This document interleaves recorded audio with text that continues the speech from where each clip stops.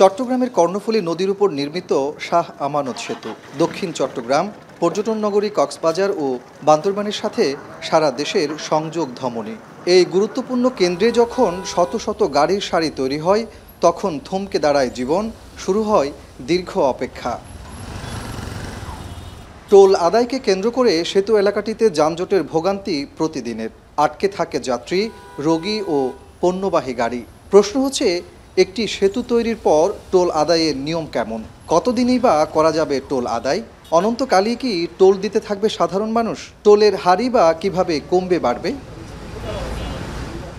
2010 সালের সেপ্টেম্বরে 950 মিটার দৈর্ঘ্যের এ সেতু গাড়ি চলাচলের জন্য উন্মুক্ত করা হয়। সেতুটি দিয়ে কয়েক লাখ মানুষ প্রতিদিন যাতায়াত করে। চালুর 15 বছরে সেতুটি দিয়ে যান চলাচল কয়েক গুণ বেড়েছে। প্রতিদিন গড়ে 25 লাখ টাকার টোল আদায় হয় সেতুতে।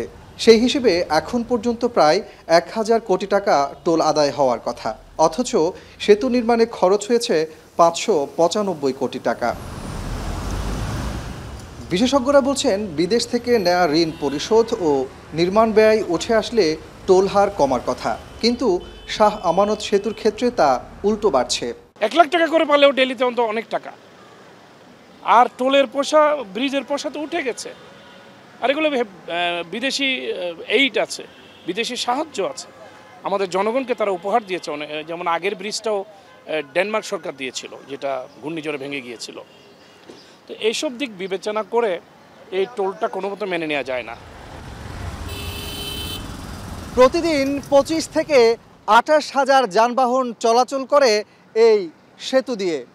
সাপ্তাহিক ছুটির দিনে সবচেয়ে বেশি গাড়ির চাপ থাকে সেতুতে। স্থানীয়দের অভিযোগ, টোল আদায়ের কারণে প্রতিদিন এই সেতুতে যানজট তৈরির পাশাপাশি যারা শহরে যাতায়াত করে তাদের গুনতে হয় বাড়তি অর্থ। সেতুটি টোলমুক্ত করার দাবিতে ইতোমধ্যে মানববন্ধন, বিক্ষোভ সমাবেশ সহ সংবাদ সম্মেলন করেছে স্থানীয়রা। তাদের মতে, আইন অনুসারে শাহ আমানত সেতু টোলমুক্ত করা সম্ভব। দক্ষিণ চট্টগ্রামে নগরায়ন, শহরের বিস্তার ও বিনিয়োগে বড় বাধা এ সেতুর টোল। দৈনন্দিন জীবনে চলার পথে যদি প্রতিদিন আমাদেরকে একটা পরিবারকে একাধিকবার টোল দিতে হয়, তাহলে এটা কি আমাদের সংবিধান বিরোধী নয়? এটা কি অন্যায় নয়? এটা কি অযৌক্তিক নয়? এটা কি জুলুম নয়? এটার থেকে আমরা অবসান চাচ্ছি।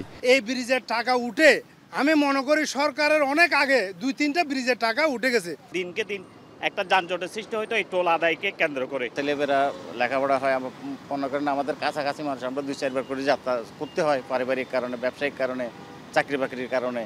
এটা এক ধরনের জুলুমের মতো হয়। টোলের টাকা তো উঠে গেছে, আদায় হয়ে গেছে, এখন তো আর টোলের দরকার নেই। বন্ধ করে দেওয়া উচিত, জনগণের ভালো হবে। এটা টোলে তো যানজট, এবার ঘন্টার পর ঘন্টা এখানে দাঁড়ায় থাকুন পরে।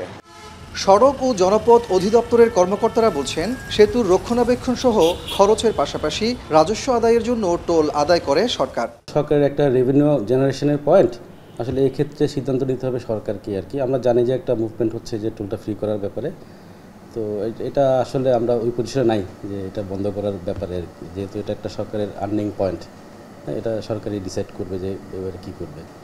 টোল প্রত্যাহারের দাবিতে আগামী 1 থেকে 15 নভেম্বর গণস্বাক্ষর কর্মসূচির পাশাপাশি দাবি আদায়ে চট্টগ্রাম কক্সবাজার মহাসড়ক অবরোধ কর্মসূচি দেওয়ার হুঁশিয়ারি দিয়েছেন স্থানীয়রা। কাজী মাহফুজ, এখন চট্টগ্রাম। 4 গুণ শক্তিশালী এনজাইম ও অধিক ফেনা সমৃদ্ধ অরিক সিলভার ওয়াশ মাত্র 70 টাকায়।